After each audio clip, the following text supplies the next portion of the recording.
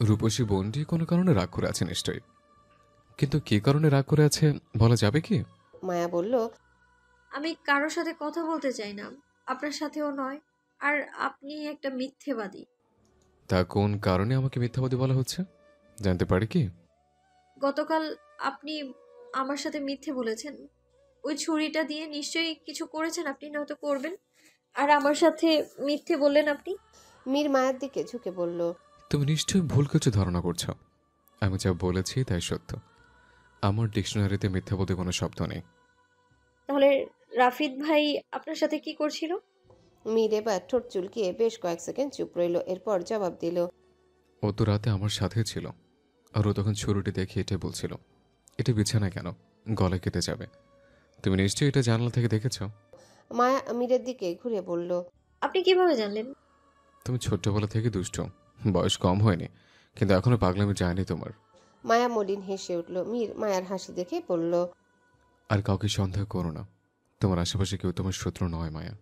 মায়া অপ্রীতিকর ভাবে বলল, কিন্তু মীর, আপনি জানেন আমার কেমন যেন সবাইকে অদ্ভুত মনে হয়। কখনো মনে হয় এরা সবাই আমার ক্ষতি চায়। যাদের দেখছি তারা কেউ আমার আপন নয়।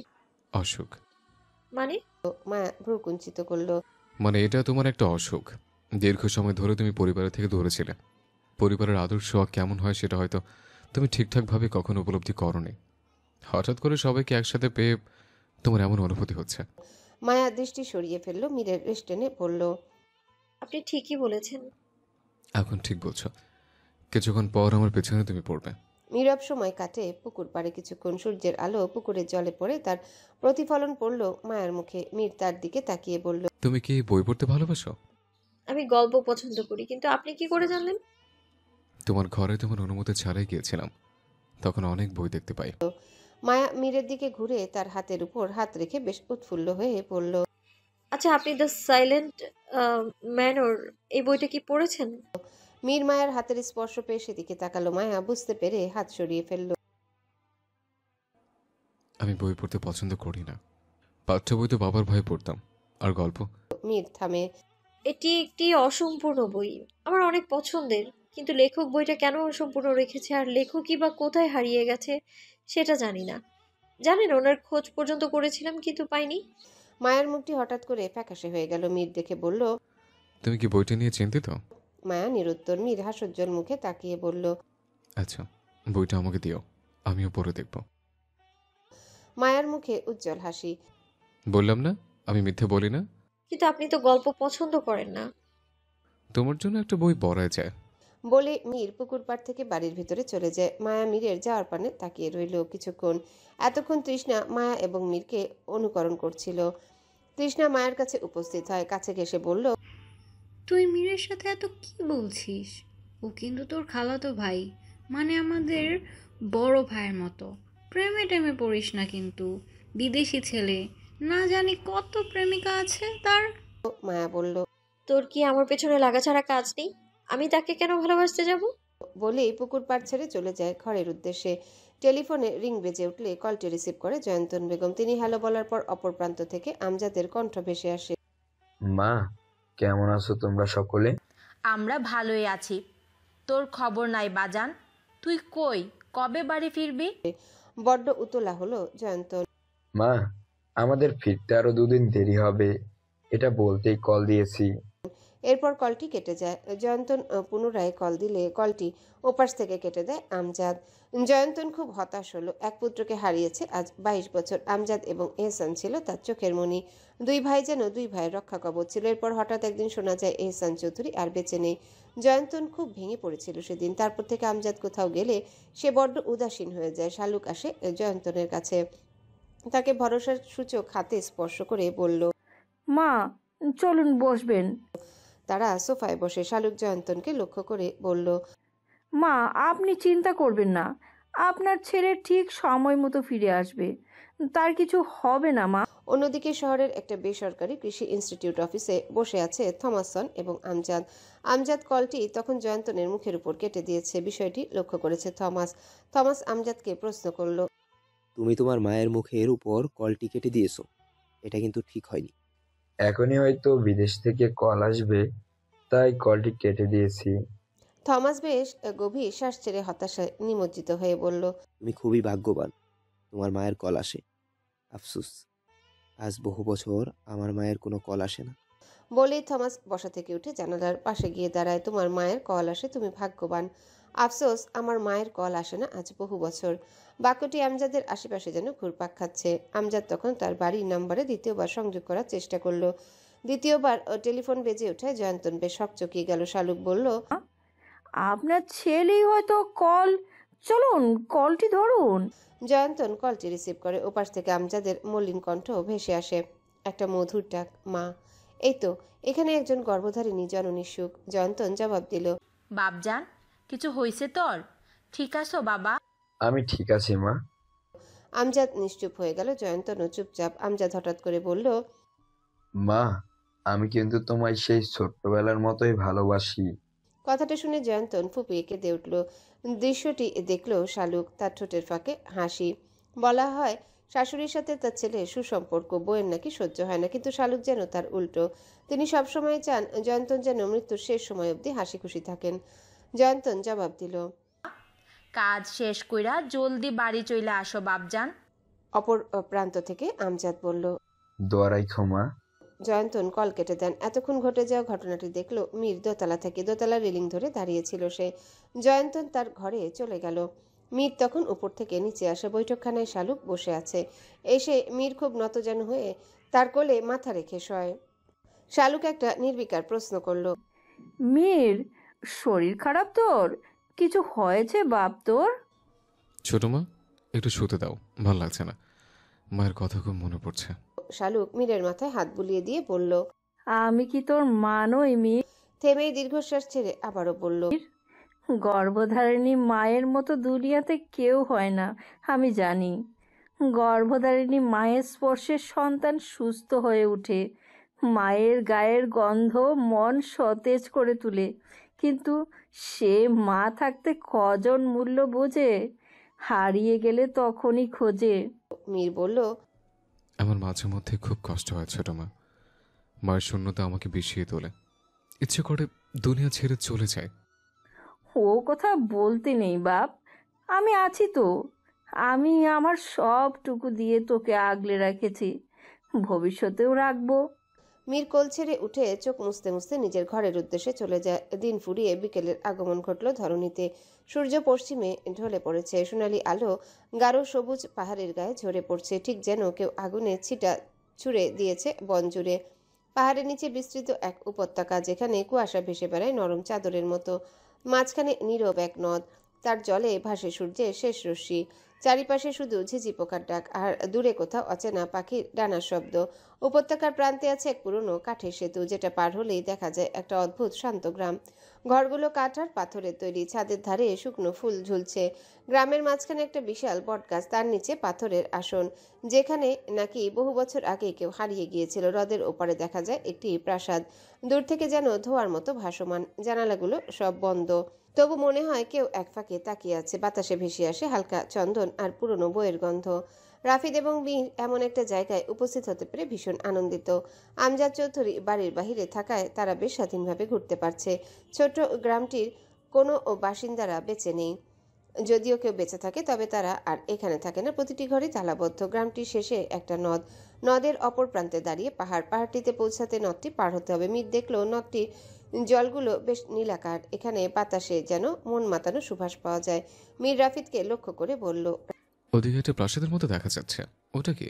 রাফিদ বলে, ওটা সম্ভবত কোনো রাজাদের নগর ছিল। সময়ের সাথে সাথে আজ পরিত্যক্ত। আজ শুধু শ্যাওলা এবং জলের আয়ত্তে প্রসাদটি। কত বছর হয় এটা পরিত্যক্ত? রাফিদ বলল। আমি ঠিক বলতে পারবো না। মীর খুব তীক্ষ্ণ দৃষ্টিতে তাকালো প্রাসাদটির দিকে। নদের অপর প্রান্তে সূর্য নিজ গন্তব্যে ঢেলে পড়াতে পরিষ্কার দেখা যাচ্ছে না কুয়াশার জন্যে। প্রাসাদটি দেখে মনে হচ্ছে এখনো জীবন্ত। ওখানকার প্রতিটা মানুষ জীবন্ত। তারা যেন এপারে তাকিয়ে আছে সাহায্যের জন্য। মীর এক ধ্যানে তাকিয়ে রইল। রাফিদ মীরকে ডাকলো।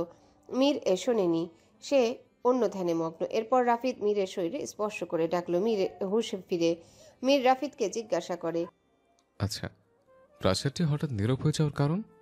এটার আবার কারণ কি? সময়ের নিয়মিত এটা। আজ যদি আমরা দুনিয়া থেকে চলে যাই, এরপর আমাদের জমিদার বাড়িটিও এরকম পরিত্যক্ত হয়ে যাবে, নদের জলে ডুবে যাবে। এরপর ডুবুরিরা আমাদের রাখা স্বর্ণমুদ্রা উত্তোলন করবে। বলেই রাফিদ নিঃশব্দে হাসল। মীর দীর্ঘশ্বাস ফেলল। মানুষ কেন এভাবে হারিয়ে যায়? কত রাজ্য প্রাচুর্য অর্জন করে, সবাই কত আনন্দ নিয়ে বসবাস করে, এরপর হঠাৎ করে সবকিছু ধুলোয় মাখা হয়ে পড়ে থাকে। সবাই মাটির সাথে মিশে যায়, থাকে শুধু তাদের স্মৃতি। মীর ঘুরে পুনরায় একবার প্রাসাদটিকে দেখে। ততক্ষণে সন্ধ্যা ছুঁই ছুঁই সময়ের আগমন ঘটে। রাফিদ বলল, কাঠের সেতুটি পার হতে রিক্স হবে। আসার সময় তো এসেছি, জানি না এখন যেতে পারবো কিনা। তাড়াতাড়ি চলো, ওপারে আমাদের অশ্ব আছে। মীর বলল, চিন্তা করিস না, যেতে পারবো, চল। বলে ছোট্ট গ্রামটির চূড়া থেকে যেতে যেতে বারবার পেছনে ঘুরে দেখল মীর। নীরব প্রাসাদটি যেন তাকে ডাকছে, কিন্তু নীরবে, যার কোনো শব্দ নেই। তারা কাঠের সেতুটির কাছে উপস্থিত হয়। সেতুটি নিচে থেকে বয়ে যাচ্ছে জলরাশি, প্রখর জলের স্রোত। তার মধ্যে থেকে বড় বড় পাথর দেখা যাচ্ছে। রাফিদ বলল, মীর, হঠাৎ জলের স্রোত বেড়ে গেছে। যদি সেতুটি ভেঙে নিচে পড়ে যায়, মৃত্যু নিশ্চিত। ভুলভাল না বকে চল, সন্ধ্যা হয়ে আসছে, অশ্বের চিৎকার শোনা যাচ্ছে। আমি আবার অশ্বের কান্না সহ্য করতে পারি না। পুরনো কাঠের সেতুটি থেকে কর্কশ শব্দ ভেসে আসছে, বাতাসের সাথে সাথে কিছুটা দুলছেও। মীর আগে আগে পা বাড়িয়ে যেতে শুরু করলো, রাফিদ পেছনে। ধীর স্থিরভাবে মাঝ বরাবর সেতুটি পৌঁছালে রাফিদের পেছনে একটা কাঠ ভেঙে যায়। রাফিদ এবং মীর পেছনে ঘুরল। রাফিদ কিছুটা ভয় পেল, কিন্তু মীর ভরসা দিয়ে বলল, কিছু হবে না, ভয় পাস না, চলে আয়। পুনরায় দুজনে হাঁটা শুরু করে। রাফিদ তখন পেছন থেকে বলল, আমি যদি নিচে পড়ে যাই তাহলে কি হবে বুঝতে পারছিস? হ্যাঁ, বুঝতে পারছি। কি বুঝেছিস বল। এই, তোকে দেখার আগে তোর হুবহু বিধবা হয়ে যাবে। বলেই চাপা স্বরে হাসে মীর। রাফিদ বলল, মজা করছিস? আমার কিন্তু সত্যিই ভয় হচ্ছে। ভয় না পেয়ে চলে আয়। বলে মীর প্রায় সেতুর শেষ সীমানায় পৌঁছে যায়। মীর অপর প্রান্তে পৌঁছে যায়। রাফিদ প্রায়ই সেতুটির শেষ সীমানায় পৌঁছে যায়। সেতুর শেষ কাঠ পার হয়ে যেতেই দড়ি ছিঁড়ে রাফিদ নিচে পড়ে যায়। রাফিদ তির্যক আওয়াজ করল। মীর হতভম্ব হয়ে যায়। রাফিদ তখন সেতুর ছেঁড়া দড়িটা ধরে ফেলে। মীর বিস্ময়কর হয়ে উঠল। হঠাৎ যে মুহূর্তে রাফিদ কাঠ ভেঙে পড়ল, তখন তার পৃথিবীটা যেন উল্টো হয়ে গেল। বাতাস হঠাৎ তীক্ষ্ণ ছুরির মতো কানে বিঁধতে লাগলো। শরীরের ভারহীনতা যেন কেউ নিচ থেকে টেনে নিচ্ছে রাফিদকে, অথচ তার উপরে ওঠার চেষ্টা। এক সেকেন্ডেই মনে হলো শেষ, সব শেষ। মাথার ভেতর অসংখ্য চিন্তা বিদ্যুৎ বেগে ছুটল মীরে। রাফিদ একবার আতঙ্ক নিয়ে নিচে দেখল, জলরাশি যেন তার দিকে তাকিয়ে আছে, তার অপেক্ষায় আছে। রাফিদ ভয়ে চুপসে গেল।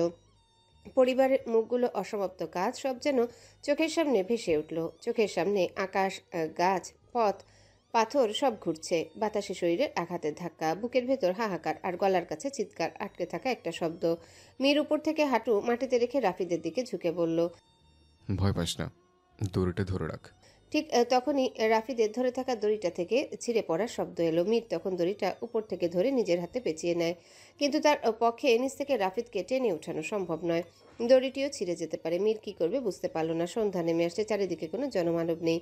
ঝুলে থাকা রাফিদ চেঁচিয়ে বলল, মীর, আমায় টেনে ওঠা। মীর আপ্রাণ চেষ্টা করলো, কিন্তু পারছে না। দড়িটিও ছিঁড়ে যাওয়ার উপক্রম। মীর এর অশ্ব তখন পেছন থেকে রেশাধ্বনি তুলল। মীর তখন পেছনে ঘুরে দেখলো রাফিদ এবং তার অশ্ব দাঁড়িয়ে আছে। মীর একবার রাফিদের দিকে দেখলো, এরপর তার অশ্বের দিকে তাকিয়ে চেঁচিয়ে বলল, অগলিন, দড়িটা ছুড়ে দে আমার দিকে। অশ্ব অগ্নিল মীরের বাক্য বুঝতে না পারল, বিপদের আশঙ্কায় কণ্ঠস্বর যেন বুঝতে পারল। অগ্নিল শরীর ঝাঁকুনি দিয়ে পিঠ থেকে দড়ি ফেলে মীরের দিকে ছুঁড়ে ফেলে। মীর দড়িটা রাফিদের দিকে ফেলে বলল, ওটা ধর, আমি টেনে তুলছি। রাফিদ ধরল। এরপর মীর এবং অগ্নিন মিলে কোনোভাবে রাফিদকে টেনে তুলে। রাফিদ উপরে এসে মাটিতে লুটিয়ে শুয়ে পড়ে। মীরও জোরে জোরে নিঃশ্বাস ফেলল। বেশ কিছুক্ষণ পর রাফিদ এবং মীরের ক্লান্তি দূর হয়। রাফিদ শোয়া থেকে উঠে বসে। মীর তার দিকে দেখল। রাফিদও মীরের দিকে তাকায়। এরপর দুজন অট্ট হাসিতে তলিয়ে পড়ল। হাসি থামিয়ে মীর বলল, অসাধারণ অভিজ্ঞতা হলো। হ্যাঁ, আর একটু হলে আমি জলের স্রোতে না জানি কোথায় গিয়ে পৌঁছাতাম। মীর তখন কণ্ঠ খাদে নামিয়ে মোহময় কণ্ঠে বলল, আমি থাকতে তোর কিছু হতে দিতাম না। রাফিদ মীরের দিকে ঘুরে তাকালো, চক্ষু শীতল। আমরা তো ভাই, এর বেশি আজ আর একটা এই সম্পর্কের নাম দেওয়া যাক। রাফিদের প্রস্তাব। বন্ধু, তাই তো? আজ থেকে আমরা বন্ধুত্বের পরিচয় দিলাম। মীর মৃদু হাসল। সন্ধ্যার আবছা আলো ধরে মীর এবং রাফি চৌধুরী নিবাসনের উদ্দেশ্যে রওনা হয়। অশ্বকে তারা ধীর স্থির গতিতে নিয়ন্ত্রণ করছে। খোলা মাঠ ধরে তারা এগুচ্ছে। চারিপাশ শুনশান। তাদের থেকে কিছু দূর ডান এবং বাঁ দিকে সারি সারি মৃত গাছ। রাফিদ চারপাশ দেখে বলল, তাড়াতাড়ি চলো, অন্ধকার নেমে আসছে। রাফিদ কথাটা শেষ করতে না করতে একটা তীর ফলক এসে তাদের সামনে মাটিতে বিদ্ধ হয়। তারা বেশ আশ্চর্য হলো।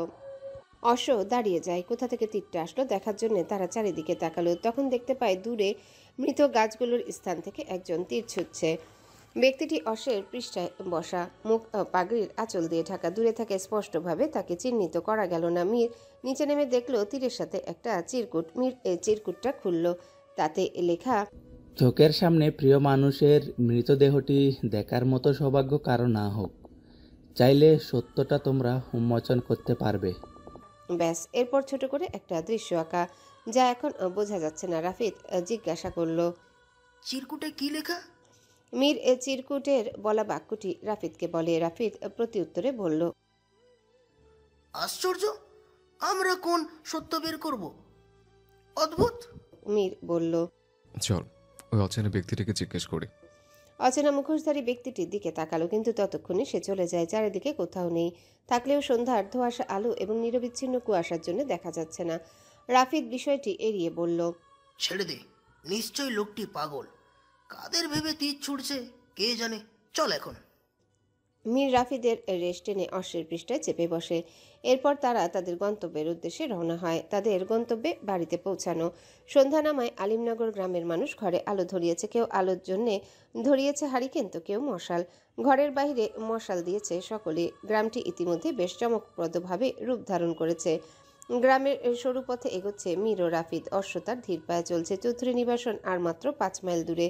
রাস্তার দুই ধারে মাটির ঘর, খড়ের ঘর, তো কিছু টিনের দোতলা ঘর, যার থেকে আলো ছড়িয়ে পথ কিছুটা আলোকিত করায় মীর এবং রাফিদ সুবিধা মতো পথে এগোতে পারছে। নীরব পথে চলতে চলতে হঠাৎ করে তাদের কানে ঘুঙুরের শব্দ ভেসে আসে। মীর অশ্বের লাগাম টেনে দাঁড়িয়ে যায়। শব্দ লক্ষ্য করে সেদিকে তাকালো। বাদিকে বেশ কয়েক হাত দূরে একটা ছোট্ট কুঠুরি থেকে শব্দটা আসছে। রাফিদ মীরের অভিব্যক্তি দেখে বলল, হয়তো মেয়েরা নাচ করছে। চল গিয়ে দেখি। মীর বলে অশ্ব থেকে নেমেও দাঁড়ায়। রাফিদ বলে, আলিমগড় মেয়েদের অনেক সম্মান দেওয়া হয়, এভাবে ওদের নাচ দেখতে যাওয়াটা অন্যায় হবে। ধুর, চল তো। থাইল্যান্ডে তো কখনো এরকম সুরও শুনিনি, আর নাচ তো বিলাসিতা। বলেই মীর ঘুঙুরের শব্দ অনুসরণ করে যেতে থাকে। রাফিদও বাধ্য হয়ে মীরের পেছন পেছন গেল। একটা টিনের দোতলার পাশে ছোট্ট কুঠুরি। ছোট্ট কুঠুরিটার ভেতর মৃদু আলো, মোমবাতি দপদপে শিখায়। দেয়ালে পড়ে নাচছে যেন ছায়ারা। বাতাসে কস্তুরীর গন্ধ আর পায়েল ঝংকারের মিষ্টি সুর ভেসে আসছে চারিদিক থেকে। 4 জন মেয়ে নাচছে এক সুরে, হাতে রেশমের ওড়না, চোখে ঝিলিক, ঠোঁটে মিষ্টি হাসি। সেই ভিড়ের মধ্যে এক চন্দ্রমুখী মেয়ের দিকে নজর পড়ে মীরের। তার গলায় নীল পাথরের হার, কপালে এক ফোঁটা লাল টিপ, আর চোখে এমন এক আলো যেন কুঠুরির আলো ম্লান করে দেয়। সে নাচছে, কিন্তু তার চোখে লুকানো আছে এক গভীর গল্প, এক অপূর্ণ আকুলতা। জানালা থেকে মীর তাকিয়ে আছে। তার নিঃশ্বাস ভারী হয়ে উঠেছে। কুঠুরির ঘ্রাণে যেন মিশে গেছে তার অজানা অনুভব। প্রতিটা তালে তার সামনে চন্দ্রমুখী মেয়েটির চুরির শব্দ তার বুকের ভেতর প্রতিধ্বনিত তুলছে। বাইরে কুয়াশার ঘনত্ব হয়েছে, কিন্তু কুঠুরির ভেতরে নাচ থামেনি। সেখানে শুধু চোখের ভাষায় চলছে এক অদেখা সংলাপ। মীরের পেছনে দাঁড়িয়ে আছে রাফিদ। রাফিদ মীরকে লক্ষ্য করে বলল, আমাদের গ্রামের স্কুলের মাস্টারের মেয়ে। জীবনে একবারও ওর দিকে তাকিয়ে মুচকি হাসি দিয়েছিলাম। দুর্ভাগ্যবশত সেটা বাবা দেখে ফেলে, আর সেদিন বলেছিল আমাদের গ্রামের মেয়েদের দিকে যেন কখনো চোখ তুলে না দেখি। ভারী সুন্দরী নাচ নেওয়ালি। যাই হোক, এখন চলো। মীর এবং রাফিদ পেছনে ঘুরে যেতেই তাদের সামনে কিছু লোক পড়ে। 3 জন মধ্যবয়স্ক লোক। তখন তাদের মাঝে উপস্থিত হয় আব্দুল মোতালেব হোসেন। তিনি রাফিদ এবং মীরকে দেখে কিছুটা আকস্মিক হকচকিয়ে গেল। তারা নিজেদের মধ্যে চাওয়াচাই করল, মীর এবং রাফিদও। এরপর আব্দুল মোতালেব মীর এবং রাফিদের উদ্দেশ্যে বলল, তোমরা তো জমিদার বাড়ির ছেলে, তাই এত রাতে এখানে কি ব্যাপার, কিছু হয়েছে? রাফিদ তখন মীরকে ফিসফিস করে বলল, নাচনেওয়ালির বাবা। মীর তখন বলল, আসলে মীর আসলে বলতেই রাফিদ তার কথার মাঝপথে থামিয়ে নিজে বলল, আসলে চাচা, ও হচ্ছে মীর। থাইল্যান্ডে থাকে, গ্রামে নতুন। আশপাশটা ঘুরিয়ে দেখাচ্ছিলাম, আর হঠাৎ তখনই আপনাদের কুঠুরি থেকে ঘুঙুরের শব্দ শুনতে পাই। তখনও জিজ্ঞেস করলো এটা কোথা থেকে আসছে।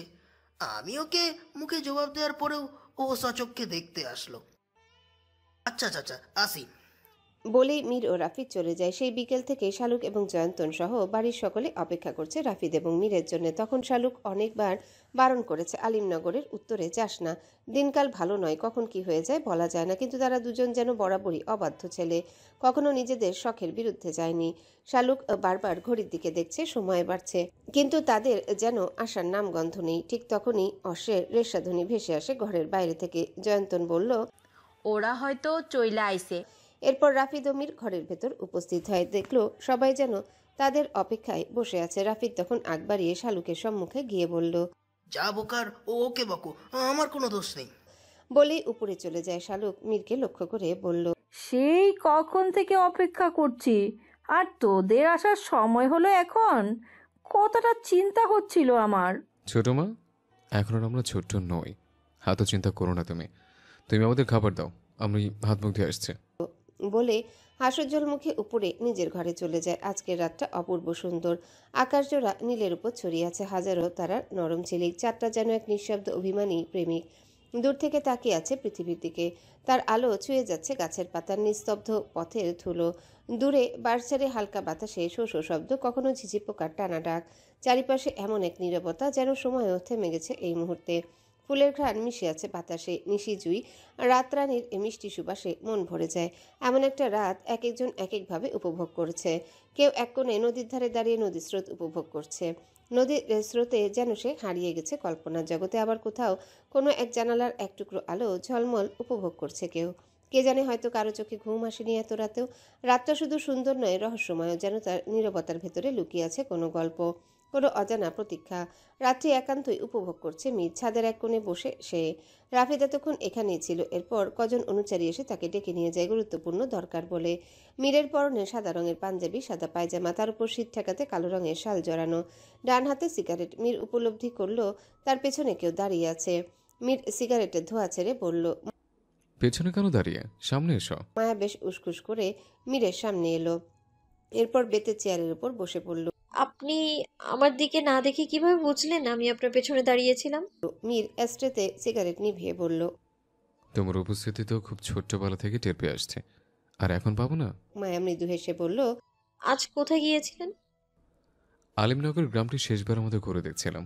শেষবারের মতো মানে? মায়ের কাছে বাক্যটি অস্বাভাবিক মনে হলো।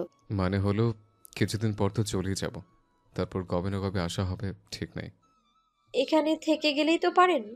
মা আপনাকে খুব স্নেহ করেন, আপনি চলে গেলে সে কষ্ট পাবে। আর তুমি? মীর চোখ টান করে প্রশ্ন করলো মায়াকে। মায়া ভ্রু কুঞ্চিত করলো। আমি মানে, আমি বললেই কি আপনি এখানে থেকে যাবেন নাকি? আজব। একবার বলেই দেখো, থেকে যেতেই পারি। মায়া জবাব দেওয়ার মতো কোনো ভাষা খুঁজে পেল না। মীর মজা করছে না সত্যি বলছে, সে বুঝতে পারছে না। তখন তৃষ্ণার বলা একটা কথা তার কানের কাছে ভেসে ওঠে। বিদেশি ছেলে, সে দেশে না জানি কত প্রেমিকা আছে তার। তার আবার প্রেমে পড়িস না কিন্তু। মীর মায়ার ভাবনা ভাঙিয়ে দেয়, বলল, এই রূপসী, কি ভাবছ? মায়া তখন হন্তদন্ত হয়ে দাঁড়িয়ে যায়, বলল, আমি ঘরে যাই, অনেক রাত হয়েছে। জবাবটা তো দিয়ে যাও। মায়া এবার কিছুটা উচ্চস্বরে বলল, আপনি থেকে গেলেও বা কি, না থাকলেও বা কি, আমার এতে কিছুই যায় আসে না।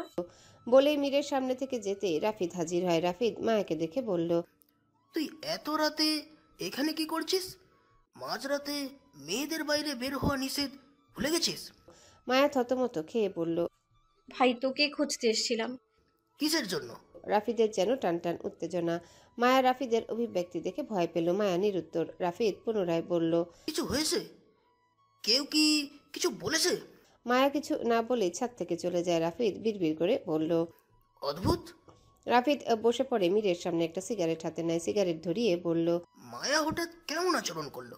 মীর হেসে বলল, ও কিছু নয়, আমি একটু কোমল আচরণের সাথে ঠাট্টা করছিলাম। রাফিদও ঠাট্টার ছলে বলল, সালা, তোর স্বভাব গেল না। মীর রাফিদের রেস্ট টেনে বলল, শালা, বুঝে শুনে বলছিস তো? এই, আমার বোনের দিকে নজর দিস না। তুই শালাটাকে ফেলেছিস রাফিদ, কথায় আড়ালে চলবে না। বলে দুইজনে হাসিতে তলিয়ে যায়। তাদের এমন দৃশ্যটি ছাদের ছোট্ট গাছের আড়াল থেকে দেখছে বাড়ির নতুন কাজের লোক বুলবুল। ও বেশ কিছুক্ষণ ধরে ছাদে উপস্থিত। বুলবুলের বয়স আনুমানিক ৩৫, উচ্চতা 5 ফিটের মতো, শ্যামবর্ণের শরীর, মাথায় একটা শীতের টুপি, গায়ে মোটা সোয়েটার। কান পেতে মীর এবং মায়ের কথোপকথন এতক্ষণ শুনছিল। এখন রাফিদ এবং মীরের হাসি যেন ওর সহ্য হচ্ছে না। মীর এবং রাফিদ হাসি থামিয়ে দিল। মীর ছাদের রেলিং ধরে রাফিদকে লক্ষ্য করে জিজ্ঞাসা করলো, মাস্টারের মেয়ের নামটা কি? তুই জানে কি করবি? কি করবো বুঝতে পারছি না। হেলে না করে বল। রাফিদ মলিন কণ্ঠে বলল। মোহিনী। মীর বলল, অসম্ভব সুন্দর নাম, ঠিক ওর মতোই নামটি সুন্দর। রাফিদ তখন বলল, তুই আসলেই একটা নষ্ট শালা। বুলবুল সব কথা শুনে ফেলে তাদের। এরপর মনে মনে বলল, তখন মায়া আপামনের সাথে প্রেম আলাপ করছিল, আর এখন আবার আরেক মোহিনী। তুই বড় চালাক মীর, তুই গাছেরও খাবি তলারও কুড়বি। এটা তো হতে দেয়া যাবে না, আমাকে এর পদক্ষেপ নিতে হবে। রাত বাড়লে সবাই ঘুমিয়ে পড়ে, কিন্তু চোখে ঘুম নেই মায়া ও তৃষ্ণার ঘরে একটা দোলনা আছে। দোলনাতে মায়া বসে ধীর স্থির ভাবে দোল খাচ্ছে। 2 পা উঠিয়ে বসা দোলনায়। দোলনা চলার শব্দ পেলে তৃষ্ণা জেগে ওঠে ঘুম থেকে। ঘরের আলো নেভানো, জানালা থেকে চাঁদের আলো এসে ঘরটি আলোকিত করেছে। তৃষ্ণা চোখ কচলে তাকালো, পাশে মায়া নেই। এরপর শোয়া থেকে উঠে বসে দেখে মায়া না ঘুমিয়ে দোলনায় চেপে বসে আছে। খুবই উদ্বিগ্ন দেখাচ্ছে মায়াকে। তৃষ্ণা শান্তভাবে মায়াকে জিজ্ঞাসা করলো, তুই এখনো ঘুমাসনি কেন? রাত তো অনেক হলো। মায়া দোল খাচ্ছে, তার চোখও পলকহীন। তৃষ্ণা বিছানা থেকে নেমে মায়ের কাছে গিয়ে তার গায়ে হাত দিয়ে বলল, কি হয়েছে তোর? মায়া তখন তৃষ্ণার কথা যেন শুনতে পেল। তৃষ্ণা বলল, কি ভাবছিস? আমায় বল, ভালো লাগবে। মায়া জবাব দিল না। দোলনা থেকে উঠে জানালার পাশে দাঁড়ায়। তৃষ্ণা তার পেছনে পেছনে গেল, আবার প্রশ্ন করলো, মীরের কথা ভাবছিস? মায়া ঘুরে তাকালো তৃষ্ণার দিকে, এরপর দৃষ্টি সরিয়ে বাইরে নেয়। খোলা প্রকৃতির দিকে তাকিয়ে বলল, একটু একটু ভাবছি, কিন্তু আমার ভাবনার মূল কারণ হলো অচেনা বাঁশির সুর। সেদিন কে বাঁশি বাজাচ্ছিল? তৃষ্ণা হাঁফ ছেড়ে বলল, মীরের কথা ভাবাটা বোকামি, আর এই অদৃশ্য বাঁশিয়ালার কথাটা ভাবা আরো বড় বোকামি। তুই আজকের পর আর কখনো এইসব ভৌতিক উপন্যাস পড়বি না। এগুলো পড়েই তোর মাথাটা একদমই খারাপ হয়ে গেছে। বলা শেষে তৃষ্ণা পুনরায় বিছানায় গিয়ে শুয়ে পড়ে। মায়ের ভালো লাগছে না কিছু। বাড়িটা আজকে খুব নিস্তব্ধ এবং শুনশান মনে হচ্ছে। তার মনে হচ্ছে অচেনা কেউ বাড়িতে উপস্থিত। সে এও জানে আদৌ তার ভাবনা সঠিক কিনা এর প্রমাণ নেই, কিন্তু তার মনে হচ্ছে এটা কোনো অসুখ নয় তো। মায়া জল খাওয়ার জন্য বিছানার পাশে রাখা জগের দিকে গেল, কিন্তু জগ খালি। খুব জল তেষ্টাও পেয়েছে। কি করবে ভেবে তৃষ্ণাকে একবার ডাকলো। তৃষ্ণা, জগে জল নেই। আমার খুব জল তেষ্টা পেয়েছে, আমার সাথে চল, রান্নাঘর থেকে নিয়ে আসি। তৃষ্ণা কম্বল আষ্টে পৃষ্ঠে জড়িয়ে বলল, তুই যা তো এখান থেকে, আমি পারবো না। একদম বাচ্চামি করবি না আমার সাথে। মায়া বাধ্য হয়ে ঘরের বাহির হয়। এরপর একবার চারিদিকে দেখলো, চারিদিকে খণ্ডিত আলো। এত রাতে কেউ জেগে নেই। মায়া ধীর স্থির পায়ে হাঁটতে লাগলো। সেই মুহূর্তে মায়ের কানে বাঁশির সুর ভেসে আসে। মায়া থমকে গেল। মায়া ক্ষুদ্র জানালা থেকে সুর যেদিক থেকে আসছে সেদিকে তাকালো। ঠিক কিছুটা দূরের থেকে সুরটি ভেসে আসছে, সেই অচেনা সুরটি। কিন্তু এত রাতে কে বাজাচ্ছে বাঁশি? নাকি এবারও ভুল শুনছে মায়া? এক অপ্রীতিকর পরিস্থিতিতে পড়ল মায়া। নিজের ভাবনাকে ভুল প্রমাণ করে দ্রুত হেঁটে রান্নাঘরের দিকে চলে যায়। রান্নাঘর থেকে জগে জল ভরল। তার চোখ পড়ে বৈঠকখানার দিকে। মীর কোথাও যাচ্ছে। মায়ার সন্দেহ হলো। সে দ্রুত মীরের পেছনে হাজির হয়। মীর সদর দরজা খুলতেই মায়ার উৎকণ্ঠা ভেসে আসে পেছন থেকে। সে ঘুরে দেখলো মায়া মীরের মুখোমুখি হয়ে সন্দেহজনক প্রশ্ন করলো, আপনি এত রাতে কোথায় যাচ্ছেন? মীর কিছুটা বিব্রত বোধ করলো, মাথা চুলকায়। মায়া মীরকে নিশ্চুপ দেখে বলল, কি হলো, চুপ করে আছেন যে? কোথায় যাচ্ছেন? কারোর সাথে দেখা করতে নিশ্চয়ই। মীর বলল, আসলে একজনের সাথে দেখা করতে চাচ্ছিলাম, আর মাঝপথে এসে তুমি বাধা দিচ্ছ। কার সাথে দেখা করবেন? আর এত রাতেই বা কেন? ছোট্ট মায়ের জন্য সবসময় দেখা করতে পারিনি। মীর একটু রসিকতা করে বলল, ভালোবাসি একজনকে আমি খুব। প্রথম দেখাতে প্রেমে পড়েছে যার। কে সে? মায়ার কথা আটকে গেল। মীর বলল, জগটা রাখো, এসো আমার সাথে। মায়া কিছুটা ভয়ের স্বরে বলল, রাফিদ দাদা দেখলে আমায় মেরে ফেলবে। এখানকার সংস্কার, মেয়েরা রাতে বাইরে বের হতে পারবে না। মীর বলল, সংস্কার নিকুচো করেছে, চলো। বলেই জগটা মায়ের থেকে নিয়ে পাশে সোফায় রেখে তার হাত ধরে ঘরের বাইরে নিয়ে যায়। মায়া এই প্রথমবার মাঝরাতে পরপুরুষের সাথে চৌকাঠ পেরিয়েছে বাড়ি। সে জানে এমনটা কারো কানে গেলে এর জন্য কঠিন শাস্তি ভোগ করতে হবে, কিন্তু তারপরেও সে ভয়কে উপেক্ষা করে ঘরের বাইরে বের হয়। মীর মায়াকে নিয়ে তার অশ্বের নিকট যায়। মায়ার হাত ছেড়ে দেয়। অশ্বকে আদর করতে শুরু করে। মীর বলল, আমি অগলেনকে খুব পছন্দ করি এবং ভালোবাসি। অগ্লিন কেন? দেখতে পাচ্ছ না, ওর নাম দিয়েছে আমি, অগলিন। তার মানে আপনি ওর জন্যই এখানে এসেছেন? হ্যাঁ, তখন ছাদ থেকে ওর রেশা ধ্বনি পাই, ভাবলাম ওকে দেখে যাই। মায়া তখন হেসে উঠল। হাসতে হাসতে মায়ের চোখ পড়ে দোতলার বারান্দায়। মায়ের হাসি থেমে যায়। সেখানে দাঁড়িয়ে আছে জয়ন্তন বেগম। কণ্ঠ শুকিয়ে গেল। মায়ের বুকের ভেতর নাড়া দিয়ে উঠে। সে আর রেহাই পাবে না নিশ্চিত। সে মাঝরাতে ঘরের বাইরে বের হয়েছে, সেটাও একজন পুরুষের সাথে, যে কিনা খালাতো ভাই। সংস্কার অনুযায়ী বিয়ের আগে নিজের বাবা, ভাই এবং রক্তের সম্পর্ক ব্যতীত অন্য কোনো পুরুষের সাথে বাড়ির মেয়েরা মিশতে পারবে না। মায়া নিশ্চিত এর জন্য তাকে শাস্তি পেতে হবে, কিন্তু মীর, সে তো নির্দোষ। মায়ার জন্য মীর শাস্তি পাবে। মায়া ভয়ে আধমরা হয়ে গেল। মীর দেখলো মায়া চুপচাপ। কিছু হয়েছে তোমার? না, চলুন ঘরে যাই, কেউ দেখলে সমস্যা হবে। কারা দেখবে? অনুচরটা তো দেখছে, তাতে দেখে কিছু যায় আসে না। মায়া মীরের সাথে কথা না বাড়িয়ে দৌড়ে ঘরে চলে গেল। আজ সোমবার। আমজাদ চৌধুরী এবং থমাসন বাড়ি ফিরেছেন সকালেই মাত্র। সারা রাত ট্রেনে ছিল, ফিরেছে ভোর 6টার দিকে। বুলবুল সংবাদ পেয়ে একজন ড্রাইভারকে পাঠিয়েছিল গাড়ি নিয়ে তাদের নিতে। এখন বেলা 11টা। সকাল 6টা থেকে 10টা অবধি দুজনে একটু ঘুমিয়েছে। আমজাদ এবং থমাসন পাশাপাশি বসা, তাদের সামনে শালুক, জয়ন্তন এবং শাহানারা বসা। মানুষ কর্মজীবন থেকে বিদায় নিলে অবসরে থাকতে হয়। আমজাদ দীর্ঘ সময় থাইল্যান্ডে ব্যবসা করেছে, এরপর দেশে ফিরেছে। আজ 2 বছর হয়। এখন তিনি গ্রামের সবার দেখভালে ব্যস্ত। গ্রামের জমিদার তিনি। তার একটা দায়িত্ব আছে, গ্রামকে তার সঠিকভাবে নিয়ন্ত্রণ করতে হয়, যেমনি করে সরকার তার দেশের জন্য। এই বলে যেন আমজাদ আর অবসর পেল না। ব্যবসা থেকে মানুষ মূলত অবসর নেয় না, কিন্তু বিদেশে ব্যবসা করলে তাকে দেশে ফিরতেই হয়। গ্রামের কৃষকদের কৃষিকাজের জন্য অনুপ্রাণিত করছে আমজাদ। গরিব মধ্যবিত্ত পরিবার যেন না খেয়ে থাকে, সেই প্রচেষ্টা আগেও তিনি করেছেন, এখনও করছেন। আজ সকালে ফিরে সবাইকে অবাক করে দিল আমজাদ ও থমাস। তাদের আসার কথা ছিল 2 দিন পরে, কিন্তু কাজ শেষ হওয়াতে চলে আসে। আমজাদ ছোট্টবেলার কথা তুলল, মজার ঘটনাগুলো। তার রেস্টুরেন্টে জয়ন্তনও তার ছোট্টবেলার কথা বলতে বলতে হাসিতে তলিয়ে গেল। তখন রাফিদ এসে সোফায় বসে, তার মুখটা গম্ভীর। সবাইকে হাসতে দেখে রাফিদ বলল, এত হাসছো কেন সকলে? আমজাদ থেমে বলল, হ্যালো বন্ধুরা, পরবর্তী পার্ট খুব তাড়াতাড়ি আসবে, তো সবাই অপেক্ষায় থাকো। আর চ্যানেলটি যারা এখনো সাবস্ক্রাইব করোনি, তারা পরবর্তী পার্ট দেখার জন্য চ্যানেলটি সাবস্ক্রাইব করে রেখো। ধন্যবাদ সবাইকে, আমাদের সাথেই থেকো।